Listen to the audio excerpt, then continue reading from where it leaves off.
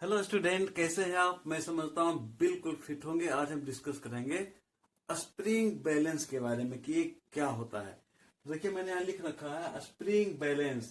यहाँ ब्रैकेट में लिखा है वेट, मतलब किसी वस्तु का वेट मेजर करने के लिए हम स्प्रिंग बैलेंस का इस्तेमाल करते हैं। तो पहले इसका कंस्ट्रक्शन देखते हैं। देखिए, स्प्रिंग बैलेंस में मेन पार्ट जो होता है वो होता है ये स्प्रिंग, जो रेड कलर में मैंने दिखाया है स्प्रिंग। बस मेन यही है। बाकी ये जो स्प्रिंग है एक मेटल के बॉडी के अंदर में वो बंद रहता है। ये जो आप देख रहे हैं बॉक्स, ये मेटल का बॉडी है।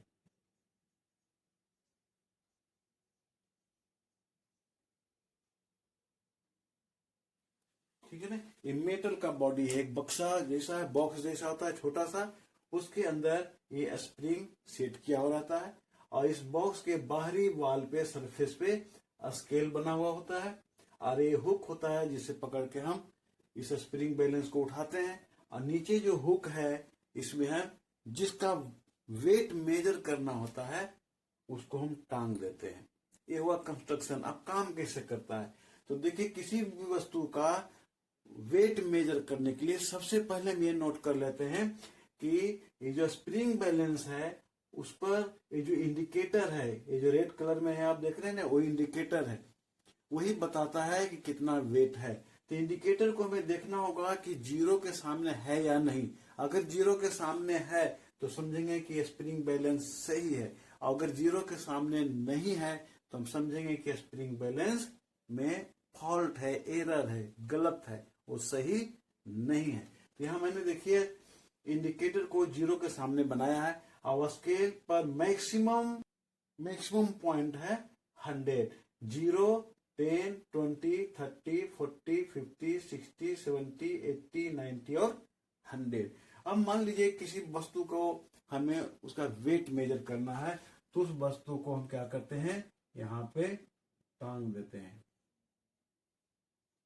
ठीक है, इस वस्तु को क्या किया हमने, यहाँ टांग दिया। और जब हम यहाँ इसको लटका कर रखते हैं, ये जो इंडिकेटर है वो खिसक करके नीचे आएगा। नेचुरली नीचे आएगा, स्प्रिंग क्या होगा, फैलेगा। जब इस पर हम लोड देंगे तो स्प्रिंग क्या होगा, वो फैलेगा। तो स्प्रिंग के फैलने से जो इंडिकेटर है वो नीचे की ओर आता है। तो मान लीजिए कि ये इंडिकेटर आ गया हमारा कहां पर, 40 के पास में। मैं इसे ब्लैक से दिखाता हूं। मान लिया कहा आया, 40 के पास में आ गया। तो हाँ, इस बॉडी का वेट कितना हो गया?